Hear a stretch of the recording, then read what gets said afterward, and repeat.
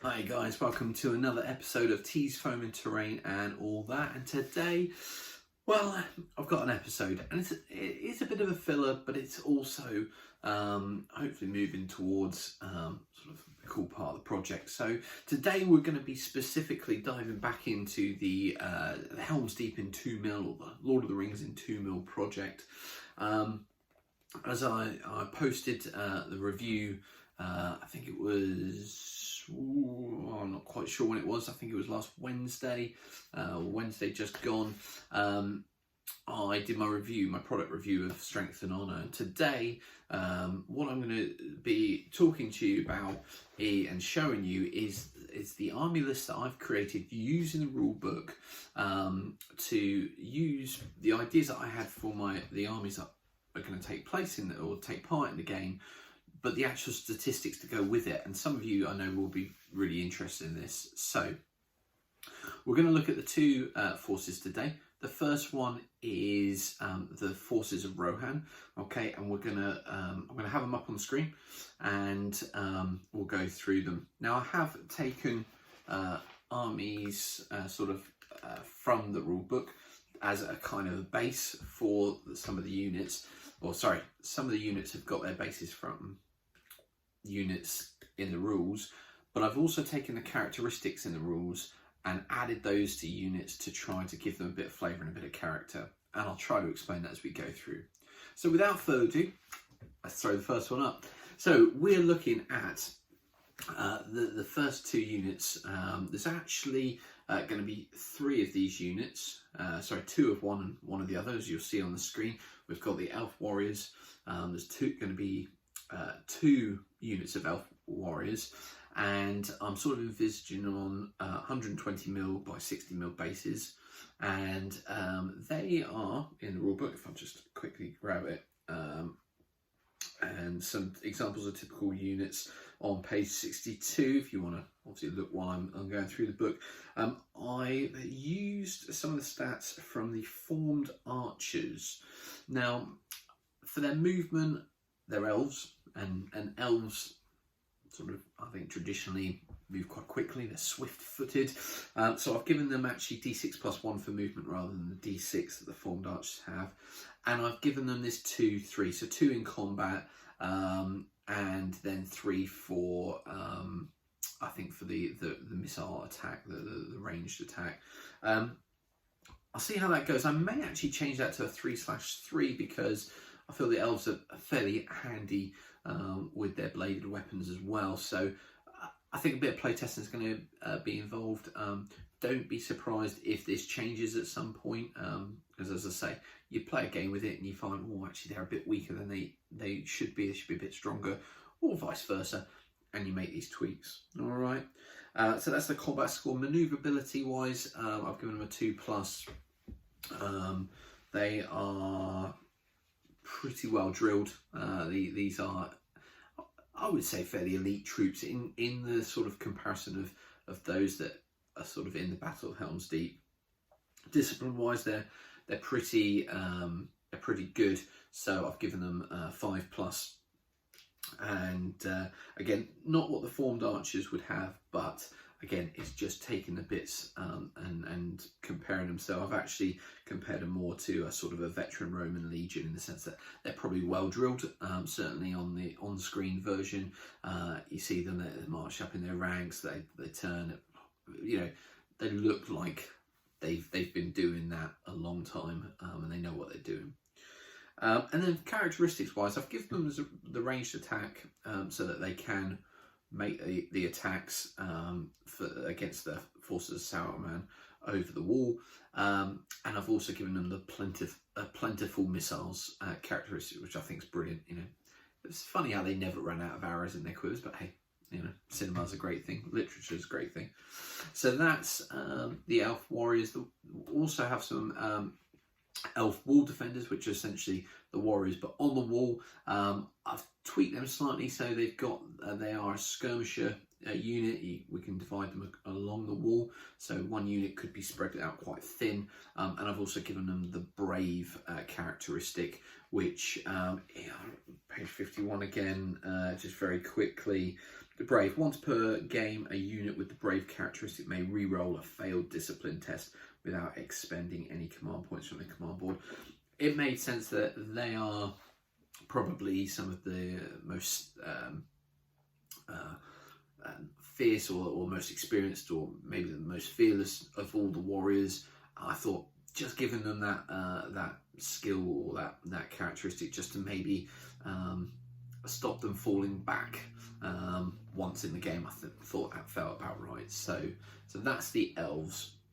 So moving on, we're now going to look at the sort of the humans, those from Rohan. So up here we've got the Rohan Wall Defenders regulars and the Rohan Wall Defenders, and they're the raw ones. Now, certainly it appears to me from the films that we have some regular warriors from Rohan, bit younger, sort of, probably 20s, 30s, that sort of.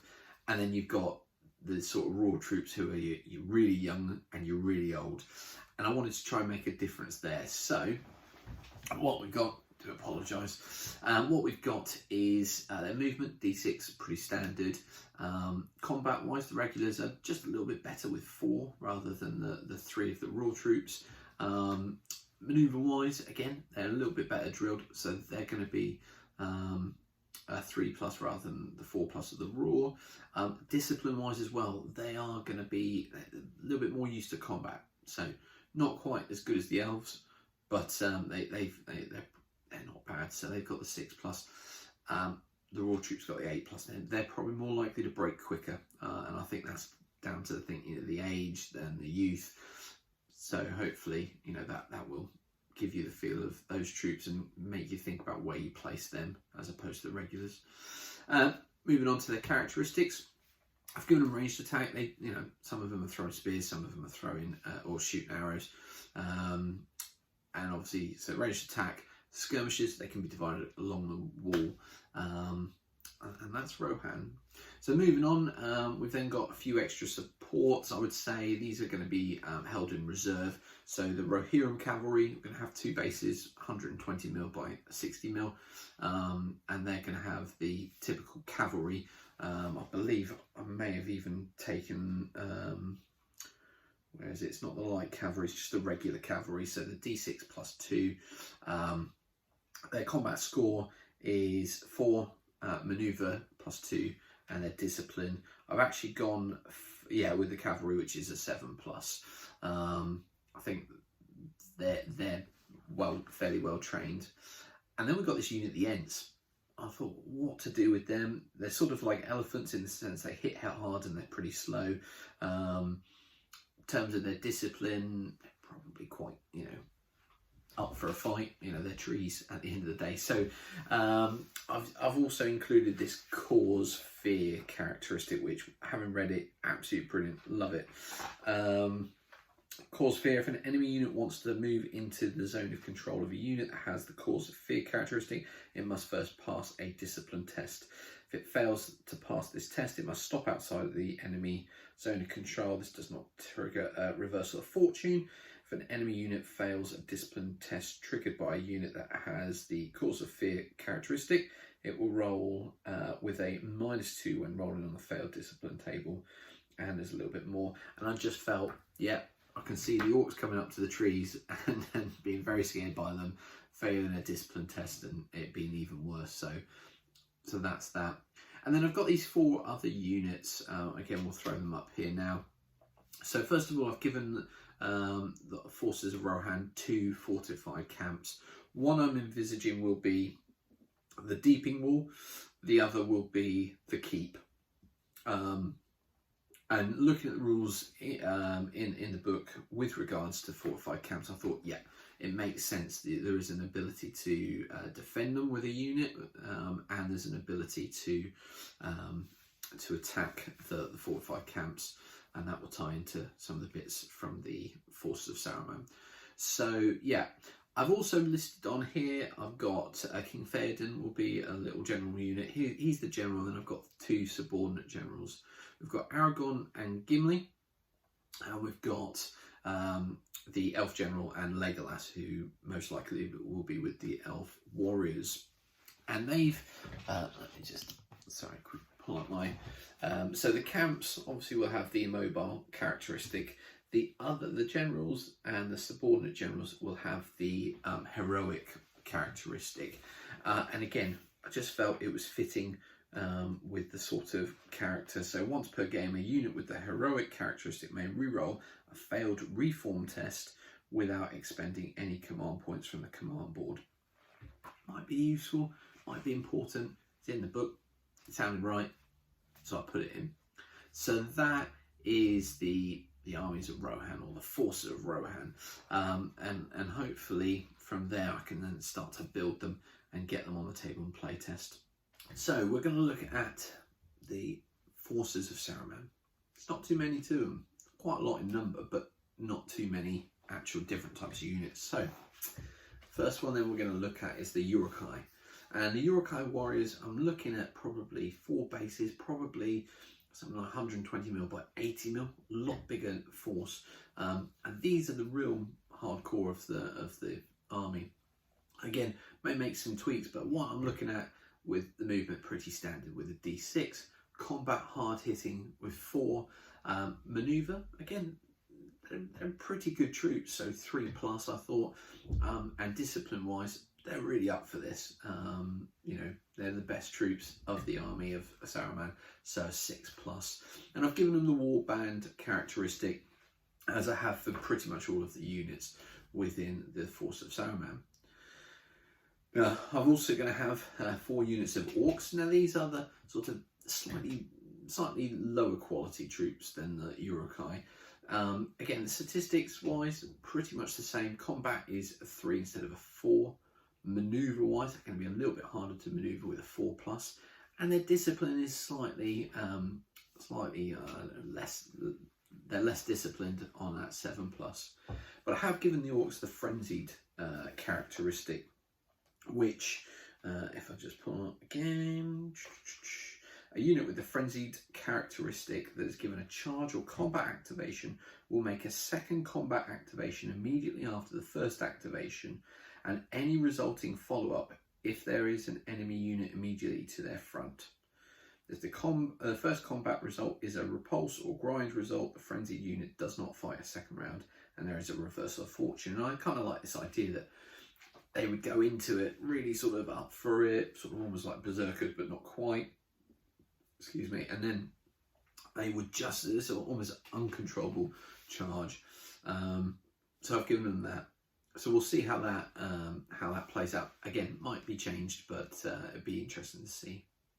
So next up then, we've got the wild men of Dunland, the guys that were sort of moved on really when Rohan settled in its lands that it resided in.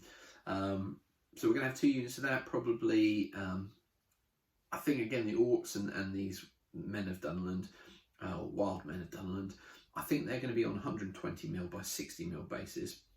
It'll only be the Uruk-hai that are the big hitting, big units.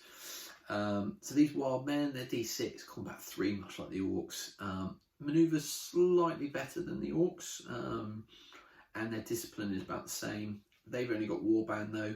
Maybe a little bit of hesitance if things start to get really bloody. They might not be as quite keen to move forward as the orcs. And that's really the bulk of the infantry. There's, I think, 10 units all told with those 3 types of units. And then we move on to sort of a couple of specialist little units that I've created, especially for this. There's nothing in the rules, strength and honour, about this. So I've sort of, again, chopped and changed and used some bits.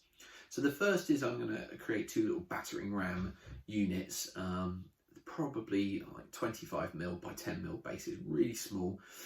But I wanted something to try to knock down the main door in the keep, and to sort of penetrate the outer wall of the keep. So I've got these 2 units. They move on they're a D6 movement, 4 combat, hit quite hard.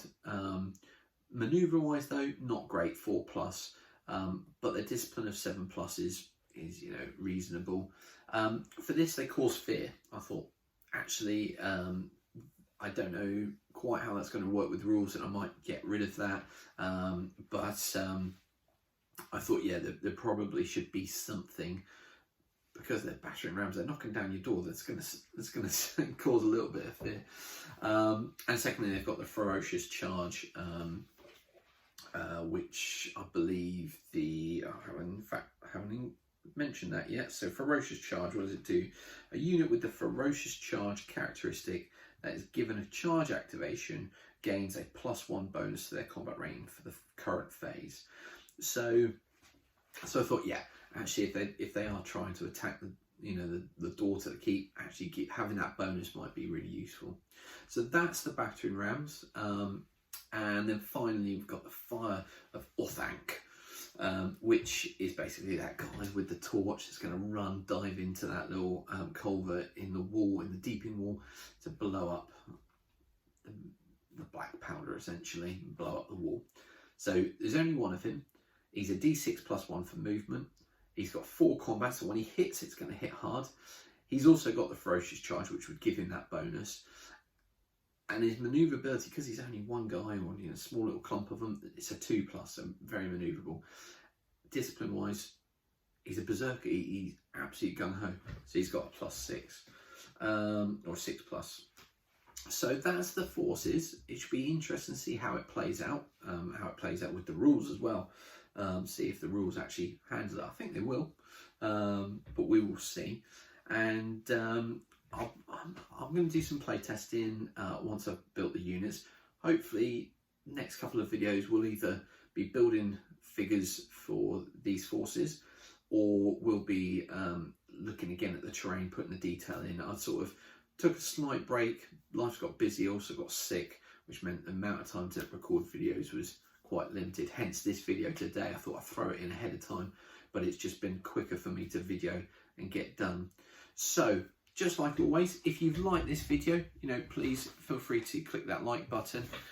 If you're enjoying all the videos, or any of the videos that I'm making, do feel free to hit that subscribe button, bell notification as well, so you know when my videos are released.